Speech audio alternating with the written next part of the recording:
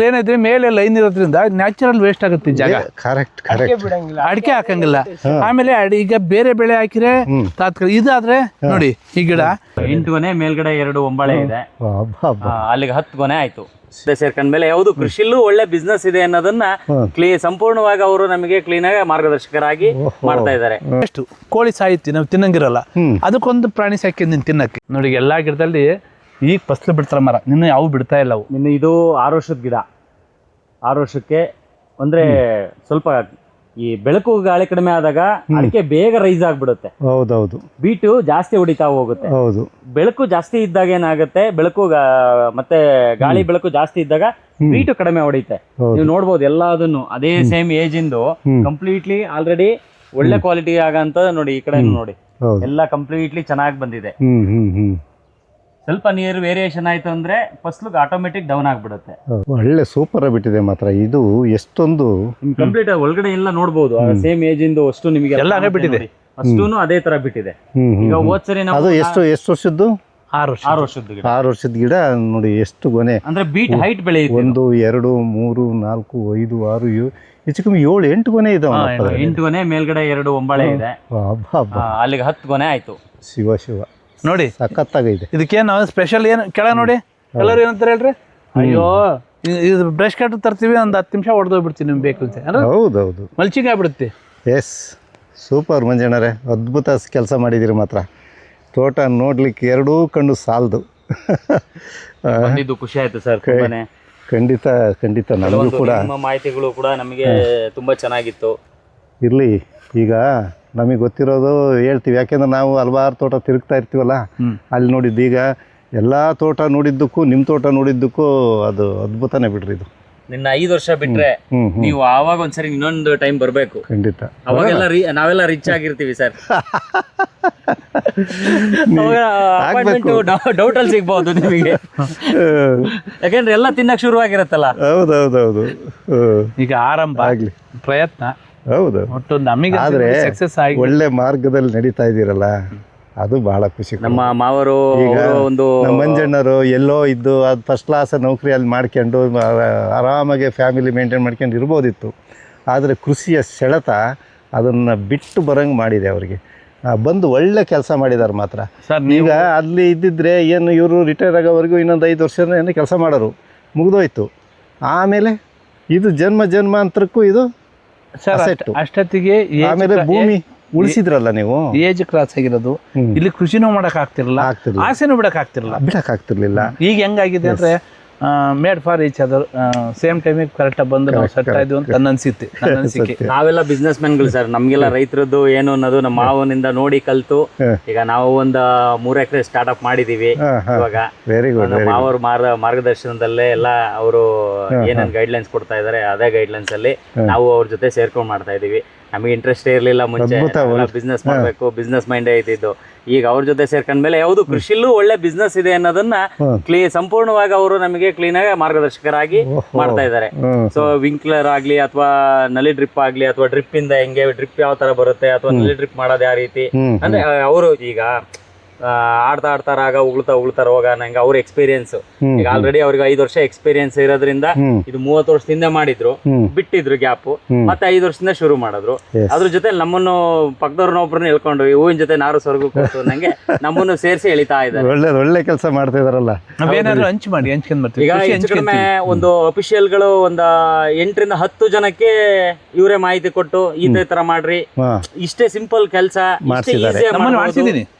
ಇದನ್ನ ಕಂಪ್ಲೀಟ್ಲಿ ಮಾರ್ಗದರ್ಶಕವಾಗಿ ಒಂದು 10 ಜನ 10 ಫ್ಯಾಮಿಲಿಗೆ ಮಾರ್ಗದರ್ಶಕ ಆಗಿ ಎಲ್ಲ ಮಾಡಿಸ್ತಾ ಇದಾರೆ ಸ್ಟೆಪ್ ಬೈ ಸ್ಟೆಪ್. ಈಗ ಎಲ್ಲೇ ಹೋದ್ರು ಗಿಡ ತಗೊಂಬರ್ರಿ ಅಂತಾರ ಹೊರತು ಬೇರೆ ಇದೇನು ತಗೊಂಬನ್ನಿ ಅಂತ ಏನು ಹೇಳಲ್ಲ. ಎಲ್ಲಾದ್ರೂ ಹೋಗಿರ್ಲಿ, ಏನ್ ಸ್ಪೆಷಲ್ ಸಿಗುತ್ತೆ ಗಿಡ ಒಂದ್ ಗಿಡ ತಗೊಂಬರ್ರಿ, ಅಲ್ಲಿಂದ ಒಂದು ಹೋಗ್ಬೇಕು ಒಂದು ಉಳಿಬೇಕು. ಇವ್ನು ಹೇಳ್ತಾನೆ, ಮಮ್ಮ ಎಲ್ಲಿ ಹೋಗಿದ್ಯೋ ಶಿವಮೊಗ್ಗ, ಯಾರು ನರ್ಸರಿ ಹೋಗು, ಯಾರೊಂದ್ ಗಿಡ ತಂಬ. ಬೇರೆ ಯಾವ ಬ್ರಾಂಡ್ ಸಿಗುತ್ತೋ ಆ ಬ್ರಾಂಡ್ ಒಂದು ತಗೊಂಬರೋ ಅಂತ, ಸ್ವೀಟ್ ಸ್ಟಾಲ್ ಆ ಸ್ವೀಟ್ ಸಿಗುತ್ತೆ ತಗೊಂಬ, ಈ ಬೇಕ್ರಿಲಿ ಇದು ಸಿಗುತ್ತೆ ತಗೊಂಬ ಅಂತ ಹೇಳ್ತಾರೆ. ಆದ್ರೆ ಗೋಕಾಕ್ ಹೋಗಿದ್ಯಾ ಕರ್ರನ್ ತಗೊಂಬ, ಧಾರವಾಡಕ್ಕೆ ಹೋಗಿದ್ಯಾ ಪೀಡ ತಗೊಂಬ. ನಮ್ದು ಏನಂತಂದ್ರೆ ಎಲ್ಲಿ ಹೋಗಿದ್ಯೋ ಅಲ್ಲಿ ಸ್ಪೆಷಲ್ ಏನಂತ ಒಂದೆರಡು ನೆನಪು ಇಡ್ಕೊಂಬ. ನಾನು ನನ್ನ ಮಗಳಿಗೆ ಹೇಳ್ತಿರ್ತೀನಿ ಏನಂತೇಳಿ, ಲವ್ ಈ ವರ್ಷ ನಾವ್ ಈ ಗಿಡ ಹಾಕ್ಬೇಕು, ಇದು ನೆನಪು ಮಾಡ್ಬೇಕು. ನಾನು ಒಂದ್ಸರಿ ಒಂದು ಗಿಡ ತಂದು ಹಾಕಿದ್ದೆ, ದಾಸವಾಳದ ಗಿಡ. ಗಿರಿಯಾಪುರಕ್ಕೆ ಏನೋ ಒಂದು ವರ್ಕ್ ಇತ್ತು, ಹೋಗಿದ್ದೆ ತಂದು ಹಾಕಿದ್ದೆ. ಏಕಾದಶಿ ದಿವಸ ಹಾಕಿದ್ದು, ಏಕಾದಶಿ ಹಿಂದಿನ ದಿವಸ ಅಲ್ಲಿಂದ ಸಾವಂತ ಇಲ್ಲಿ 3 ವರ್ಷ ಹಿಂದ್ಗಡೆ ಆ ಗಿಡ ನೋಡಿದ ತಕ್ಷಣ ನೆನಪು ಬರುತ್ತೆ, ಇದು ಗಿರಿಯಾಪುರಕ್ಕಿಂತ ಅವ್ನು 10,000 ಖರ್ಚು ಕೊಟ್ಟಿರ್ಬೋದು, 20,000 ತಿಂದಿರ್ಬೋದು, ಬಟ್ ನೆನಪಿಲ್ಲ. ಗಿಡ ನೆನಪು ಮಾಡ್ತೀನಿ, ಸಾಯವರೆಗೂ ನೆನಪು ಮಾಡಿ. ಖಂಡಿತ ನಾನು ಇವತ್ತು ಅದೇ ಯಾರೇ ಕೃಷಿ ಯಾರು ಕೆಲ್ಸಕ್ಕೆ ಹೋಗ್ತಾ ಇರ್ತೀನಿ, ಸರಿ ಹೋಗೋದಾಗ ಯಾರ ಮೇಲೆ ಒಂದು ಗಿಡಿದ್ರೆ ಅಣ್ಣ ಏನು ಬಿಡ ಒಂದು ಗಿಡ ಕಟ್ ಮಾಡ್ಕೊಡಂತೆ, ಈ ಗಿಡ ಎಲ್ಲದು ಸರ್ ಮನೆಯಿಂದ ತಂದಿದ್ದು, ಇದೊಂದೇ ನೆನಪುಳಿಯೋದು. ಖಂಡಿತ ಇವತ್ತು ನನ್ನ ದುಡಿಮೆಗೆ ನೀವು ದುಡ್ಡು ಕೊಟ್ಟಿದ್ದು ದುಡ್ಡಿರಲ್ಲ, ಆ ನೆನಪು ಮಾತ್ರ ಬಹಳ ಚೆನ್ನಾಗಿರುತ್ತೆ. ಖಂಡಿತ ಅದ್ಭುತವಾದ ಮಾಹಿತಿ ಕೊಟ್ರಿ ಮಂಜಣ್ಣರೇ. ಆಮೇಲೆ ನೀರನ್ನು ಕೂಡ ಏನ್ ಸರ್ ಬೇಕಾದಷ್ಟು ಬಿಟ್ಟು ಸುಮ್ನೆ ನಿಲ್ಸೋದು ಅದೆಲ್ಲ ಅವಶ್ಯಕತೆನೇ ಇಲ್ಲ. ಎಷ್ಟು ಬೇಕು ಅಷ್ಟೇ ಲಿಮಿಟ್ ನೀರ್ ಕೊಟ್ರು ಚೆನ್ನಾಗಿ ಬರುತ್ತೆ ಅನ್ನೋದಕ್ಕೆ ಇದೊಂದು ಎಕ್ಸಾಂಪಲ್. ಖಂಡಿತ ಕಡಿಮೆ ನೀರಲ್ಲಿ ನಾವು ಬಯಲ್ಸೀಮೆಯಲ್ಲಿ ಎಷ್ಟು ಬೇಕೋ ಅಷ್ಟನ್ನೇ ನೀರ್ ಕೊಟ್ಟು, ಈಗ ಡ್ರಿಪ್ಸ್ ಎಷ್ಟು ಬೇಕು ಅಷ್ಟು ಹಾಕ್ಬೇಕು. ಡ್ರಿಪ್ ಇದೆ ಅಂತ ಹೇಳ್ಬಿಟ್ಟು ಡ್ರಾಪ್ಸ್ ನ ಈಗ ಕಂಪ್ಲೀಟ್ ಯಾವಾಗ್ಲೂ ಅದನ್ನೇ ಹಾಕೊಂಡಿರೋದ್ ಬೇಡ, ಎಷ್ಟ್ ಬೇಕಷ್ಟೇ ಹುಷಾಲ್ದಂಗ ಆಯ್ತಾ ಅದಕ್ಕೆ ಮಾತ್ರ ಟ್ರೀಟ್ ಮಾಡ್ಬೇಕು. ನೀವು ನೋಡ್ಬೋದು ಯಾವ್ದೇ ಗಿಡದ ಹತ್ರನು ಕೊಳೆ ರೋಗ ಆಗ್ಲಿ ಇನ್ನೊಂದಾಗ್ಲಿ ಯಾವುದೇ ಒಂದು ಕಂಪ್ಲೀಟ್ಲಿ ತೋಟ ಮೇಲ್ಗಡೆ ನೋಡಿ ಕಂಪ್ಲೀಟ್ 6 ಗೊನೆ ಇದೆ ನೋಡಿ, ಒಂದು ಹಳ್ಳು ಸಮೇತ ಕೆಳಗಡೆ ಉದ್ರಿಲ್ಲ. ಕೊಳೆ ರೋಗ ಆಗ್ಲಿ ಇನ್ನೊಂದಾಗ್ಲಿ ಏನಿರಲ್ಲ. ನಮಗೆ ಬಿಸಿಲು ಹೀಟ್ ಜಾಸ್ತಿ ಇರೋದ್ರಿಂದ ಇದು ಯಾವ್ದನ್ನು ಕೂಡ ಪ್ರಾಬ್ಲಮ್ ಕೂಡ ಆಗಲ್ಲ ನಮ್ಗೆ. ಇದು ಏನಾಗಿದೆ, ಇದು ಕಲ್ ಬಂಡೆ, ಇದು ಅದಕ್ಕೋಸ್ಕರ ಗ್ಯಾಪ್ ಬಿಟ್ಟಿದ್ದೀನಿ. ಇದು ಬಂಡೆ, ಇಲ್ಲಿ ಬಂಡೆ ಇದೆಯಾ? ಇದು ಬಂಡೆ, ಇದು ಬಂಡೆ ಇರೋದ್ರಿಂದ ಇದು ಏನು ಮಾಡಕ್ ಬರೋದಿಲ್ಲ. ಇದಕ್ಕೆ ಇನ್ವೆಸ್ಟ್ ಮಾಡಿ ಮತ್ತೆ ಅದಕ್ಕೆ ಇಲ್ಲೊಂದು ಬೋರ್ ತಗ್ಸಿದೀವಿ, ಫ್ರೀಯಾಗಿ ಒಂದು ಟ್ಯಾಕ್ಟ್ರಿ ಅಡಿಕೆ ಕೊಯ್ದಾರು ಲೋಡ್ ಮಾಡಕ್ಕೆ ಯೂಸ್ ಆಗುತ್ತಲ್ರಿ. ಜಾಗ ಏನು ವೇಸ್ಟ್ ಆಗಲ್ಲ.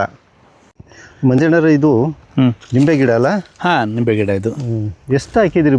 ಬದುನಲ್ಲಿ ಬರೀ ಅವೇ ಕಾಣ್ತಿದಾವ? ಇಲ್ಲ, ಒಂದು 25 ಗಿಡ ಹಾಕಿದೀನಿ ನೋಡಿ. ಅದ್ಭುತವಾಗಿದೆ. ಎಲ್ಲ ಹೂವಾಗ್ಬಿಟ್ಟಿದೆ. ಹಾ, ಹೂವಾಗಿದೆ ನೋಡಿ, ಎಲ್ಲ ಹೂವಾಗಿದೆ. ಎಷ್ಟು ದಿವಸದ ಗಿಡ ಇದು? ಈಗ ಇದು ಹಾಕೀಗ 1.5 ತಿಂಗಳಿಗೆ. 1.5 ತಿಂಗಳು ಅಂದ್ರೆ ಗಿಡ ಇದು ಆಲ್ರೆಡಿ ಪ್ಯಾಕೆಟ್ ಅಲ್ಲಿ ತಂದಿದ್ದು. ನರ್ಸರಿ ಗಿಡ ತಂದು ಹಾಕಿದ್ದೀನಿ. ಆರ್ಗ್ಯಾನಿಕ್ ನಾಟಿ ಗಿಡ ಅಲ್ಲ, ಫೈಬರ್ ಗಿಡ.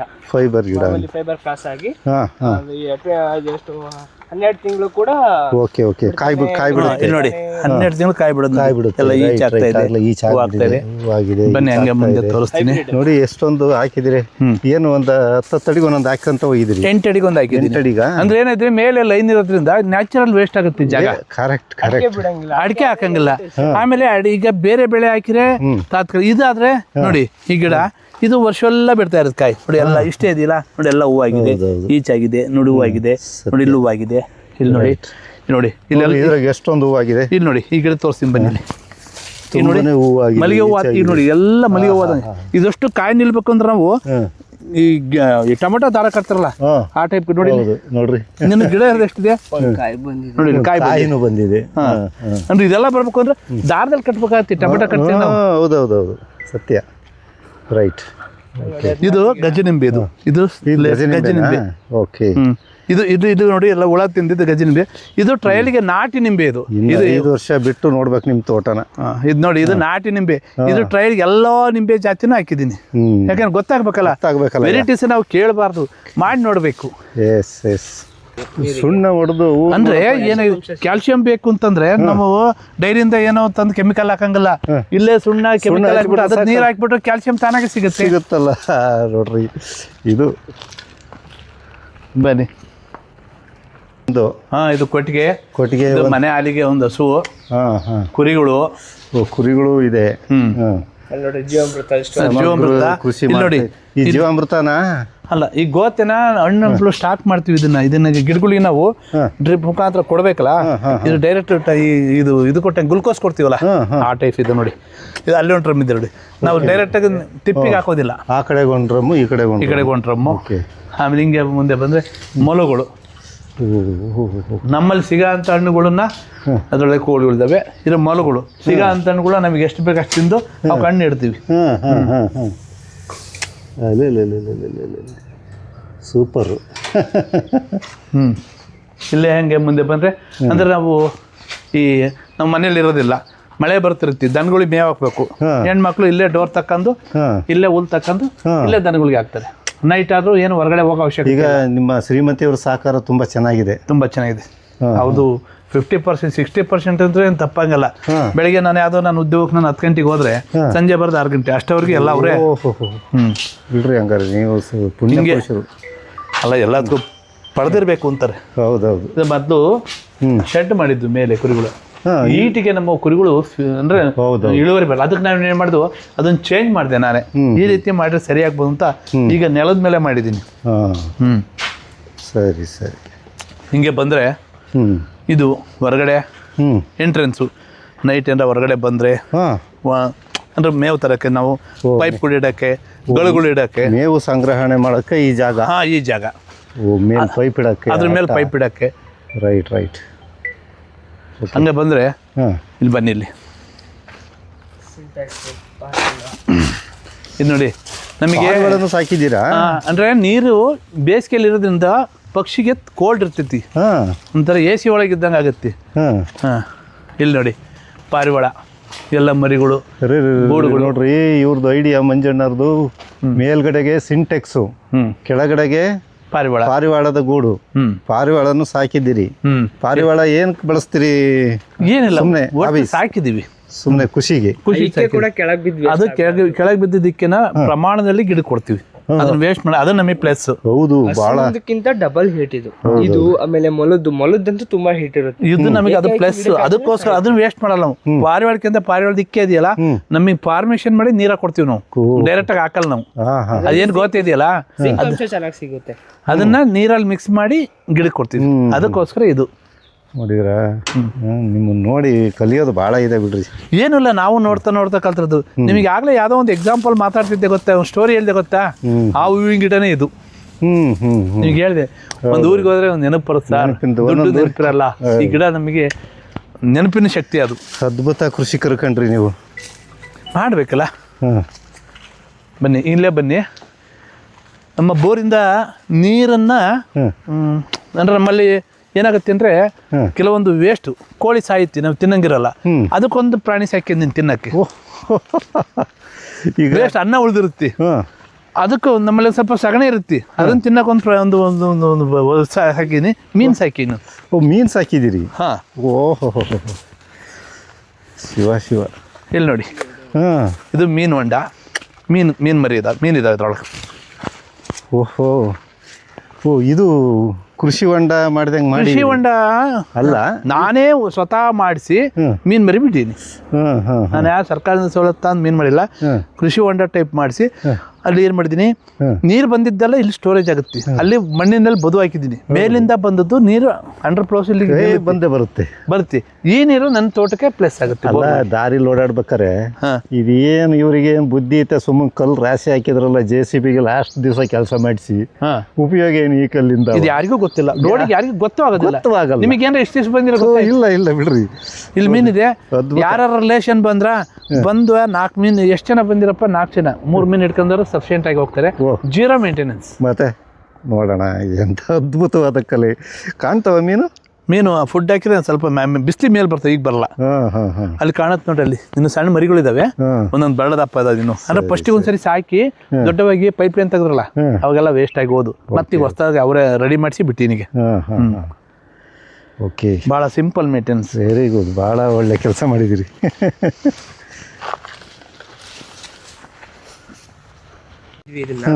ನೆಲದಲ್ಲಿ ಹಾಕಿದಾಗ ಏನಾಗುತ್ತೆ ಅಂದ್ರೆ 80% ಆಫ್ ಕ್ರಿಮಿ ಕೀಟಗಳು ಡೈರೆಕ್ಟ್ ಆಗಿ ಅಟ್ರಾಕ್ಟ್ ಆಗುತ್ತೆ. ಎಷ್ಟು ಸ್ವೀಟ್ ಅಂದ್ರೆ 70% ಸ್ಟ್ರಾಬೆರಿ ಸ್ವೀಟ್ ಬರುತ್ತೆ, ಎಲೆ ಕೂಡ ತುಂಬಾ ಸ್ವೀಟ್ ಬರುತ್ತೆ. ಹಾಗಾಗಿ ಇದನ್ನ ಏನ್ ಮಾಡ್ತೀವಿ ಅಂದ್ರೆ ಪಾಟಲ್ಲಿ ಹಾಕ್ಬೇಕು. ನಾವು ಒಂದ್ಸಲ ಗಿಡಕ್ಕೆ ಹಾಕಿ ನೆಲಕ್ಕೆ ಹಾಕಿ ಹುಳ ಆಯ್ತು, ಫೇಲ್ ಆಯ್ತು. ಅವಾಗ ಕೆಲವೊಬ್ರನ್ನ ಕೇಳಿದೆ, ಬೆಳೆದಿದ್ರಲ್ಲ ಎಲ್ಲ ಕೇಳಿದೆ. ಅವ್ರೇನಂದ್ರು, ಬೇಡ ಇದನ್ನ ಅಲ್ಲಿ ಬಿಡು, ಯಾವ್ದಿದೆ ಯಾರು ಚೆನ್ನಾಗಿದೆ ತೆಗೆದು ಒಂದ್ ಪಾಟ್ ಒಂದ್ ಬಕೆಟ್ ಅದಕ್ಕಾರ ಹಾಕ್ಬಿಡು, ಅವಾಗ ಚೆನ್ನಾಗಿ ಬರುತ್ತೆ ಅಂದ್ರು.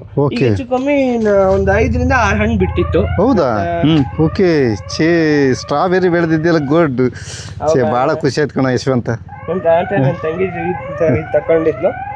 ಆಮೇಲೆ ಕೆಲವೊಂದ್ ಗಿಡಗಳು ಹಂಗೆ ತೆಗೆದು ನೆಲಕ್ಕೆ ಹಾಕಿದ್ರೆ ವೇಸ್ಟ್. ಕೆಲವೊಂದ್ ಗಿಡಗಳು ಬೇಗ ಅಟ್ರಾಕ್ಟ್ ಆಗುತ್ತೆ.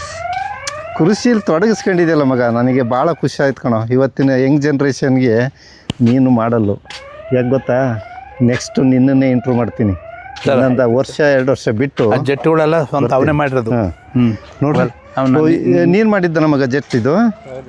Okay, very good. ನೀರು ಹಗಲು ಬಿಡಕ್ಕಂತೂ ಆಗಲ್ಲ. ನೋಡ್ರಿ, ಪೈಪ್ ಅಲ್ಲಿ ಕನೆಕ್ಷನ್ ಕೊಟ್ಬಿಟ್ರೆ ಪೈಪಿಂದ ನೀರು ಹೋಗುತ್ತೆ. Very good, super. ನಿಮಗೆ ಬೇಕಾಗಿರೋ ಅಡಿಕೆ ಸಸಿಗಳೆಲ್ಲ ನೀವೇ ಬೆಳ್ಕೊಂಡ್ಬಿಡ್ತೀವಿ? ನಾವೇ ಬೆಳ್ಕೊಂತೀವಿ. ಮತ್ತು ಇನ್ನೇನಾಗಬೇಕಪ್ಪ, ನಮ್ಮ ರೈತರು ನಾವೆಲ್ಲ ಮಾಡಬೇಕಾದ್ದು ಕಲಿಬೇಕಾಗಿರೋದು ಇದೇನೆ. ಓಕೆ ಮಂಜಣ್ಣವರು, ಈಗ ನಿಮ್ಮ ಒಂದು ಕೆಲಸದ ಒತ್ತಡದ ನಡುವೆ ಕೃಷಿಯಲ್ಲಿ ನೀವು ಎಷ್ಟು ಅದ್ಭುತವಾದ ಸಾಧನೆ ಮಾಡಲಿಕ್ಕೆ ನಿಮ್ಮ ಸಂಗಾತಿಯವರು ಕಾರಣ ಅಂತ ಹೇಳಿದ್ರಿ. ಹೌದು ಸರ್. ಈಗ ನಿಮ್ಮ ಸಂಗಾತಿಯವ್ರನ್ನ ಅದಕ್ಕೋಸ್ಕರನೇ ನಾನು ಮಾತಾಡಿಸ್ಬೇಕು ಅಂತೇಳಿ ಇದು ಮಾಡಿದ್ದು. ಒಂಚೂರು ಹತ್ರ ಬರ್ರಿ. ಹಾಂ ಅಮ್ಮ, ನೀವು ಏನು ಈಗ ನಿಮ್ಮ ಹೆಸರು ಹೇಳಿ? ನಮ್ಮ ಹೆಸರು ತನುಜ ಅಂತ ಹೇಳಿ. ತನುಜ, ಆಯ್ತಮ್ಮ. ಈಗ ನಿಮ್ಮ ಮನೆಯವರು ಭಾಳ ದೊಡ್ಡ ಸಾಧನೆ ಮಾಡಿದ್ದಾರೆ ಕೃಷಿಯಲ್ಲಿ, ಅದರಲ್ಲಿ ನಿಮ್ಮ ಪಾತ್ರ ತುಂಬ ದೊಡ್ಡದು ಅಂತ ಹೇಳಿದರು. ನೀವು ಯಾವ ರೀತಿ ಸಹಕಾರ ಕೊಡ್ತೀರಮ್ಮ? ಅಂದ್ರೆ ಇದ್ದಿದ್ದೆಲ್ಲ ಕೆಲಸ ನೋಡ್ಕೊಂತೀವಿ, ಅವ್ರು ಬಿಟ್ಟು ಹೋಗಿದ್ದೆಲ್ಲ ಎಲ್ಲ ನೀರು ನೋಡ್ಕೊಳ್ಳೋದು, ಮನೆಗೆ ದನ ಕರುಗಳೆಲ್ಲ ನೋಡ್ಕೊಳ್ಳೋದು, ದನ ಕರುಗಳು ಏನು ಕುರಿಗಳು ಮತ್ತೆ ನೀರೆಲ್ಲ ಗೇಟ್ ವಾಲ್ ತಿರುಗಿಸೋದು ಎಲ್ಲ ನಾವೇ ಮಾಡ್ತೀವಿ. ಹಂಗಾಗಿ ಮಂಜಣ್ಣರು ಫ್ರೀಯಾಗಿ ಹೊರಗೆ ತಿರುಗಕ್ಕೆ ಸಾಧ್ಯ ಆಗಿದೆ. ಸತ್ಯ. ಈಗ ಇಬ್ರು ಸತಿಪತಿಯರು ಒಂದಾಗಿ ಮಾಡಿರೋಂಥ ಕೆಲಸಗಳು ಕಂಟಿನ್ಯೂ ಮಾಡ್ತೀರಿ. ಎಸ್ ಎಸ್, ಖಂಡಿತ. ಈ ರೀತಿ ಅನ್ಯೋನ್ಯ ದಾಂಪತ್ಯ ಇದ್ದಾಗ ಮಾತ್ರ ನಾವು ಕೃಷಿಯಲ್ಲಿ ಸಾಧನೆ ಮಾಡೋಕ್ಕೆ ಸಾಧ್ಯ ಆಗಿರೋದು. ನಿಮ್ಗೆ ಎಷ್ಟು ಜನ ಮಕ್ಕಳು? ಇವು ಮಗಳು ಸ್ಕೂಲ್ಗೆ ಹೋಯ್ದಾಳ? ಎಷ್ಟನೇ ಕ್ಲಾಸ್ ಅವಳು? 8. ಇರಲಿ, ಖಂಡಿತ ಅದ್ಭುತವಾದ ಸಾಧನೆ ಅಮ್ಮ. ನಿಮ್ಮ ಒಂದು ಮಂಜಣ್ಣವರು ನೀವು ಸೇರಿಕೊಂಡು ಎಲ್ಲ ಮಾಡಿರೋ ಕೆಲಸಗಳು. ಯಾಕೆಂದರೆ ವೀಡಿಯೋ ಮಾಡ್ಬೇಕಾದ್ರೆ ಅಲ್ಲೆಲ್ಲ ನೀವು ಕಾಣಲಿಲ್ಲ, ಅವ್ರು ಕಂಡ್ರು. ಇದಕ್ಕೆಲ್ಲ ಹೆಂಗೆ ಸಾಧ್ಯ ಅಂದಾಗ ನಮ್ಮ ಮನೆಯವ್ರದ್ದೇ ಮ್ಯಾಕ್ಸಿಮಮ್ ಕೆಲಸ ಸರ್ ಇದ್ರಾಗೆ ಅಂದರು. ಅದಕ್ಕೋಸ್ಕರ ಡ್ಯೂಟಿ ಹೋದಾಗ ನಾವು ಎಲ್ಲ ನೋಡ್ಕೊಂಡಿರ್ತೀವಿ. ಖಂಡಿತ ಭಾಳ ಒಳ್ಳೆಯದಮ್ಮ, ಭಾಳ ಖುಷಿ ಆಯಿತು. ನಿಮ್ಮ ತೋಟ ಇನ್ನೂ ಸಮೃದ್ಧವಾಗಿರಲಿ, ಹೊರಗಿನವರೆಲ್ಲ ಬಂದು ನೋಡ್ಕೊಂಡು ಹೋಗೋ ರೀತಿಯಲ್ಲಿ ಆಗಲಿ ಅಂತೇಳಿ ಹಾರೈಸ್ತೇವೆ. ತುಂಬ ಧನ್ಯವಾದಗಳು ಮಂಜಣ್ಣರೇ. ನಮಸ್ಕಾರ. ಓಕೆ.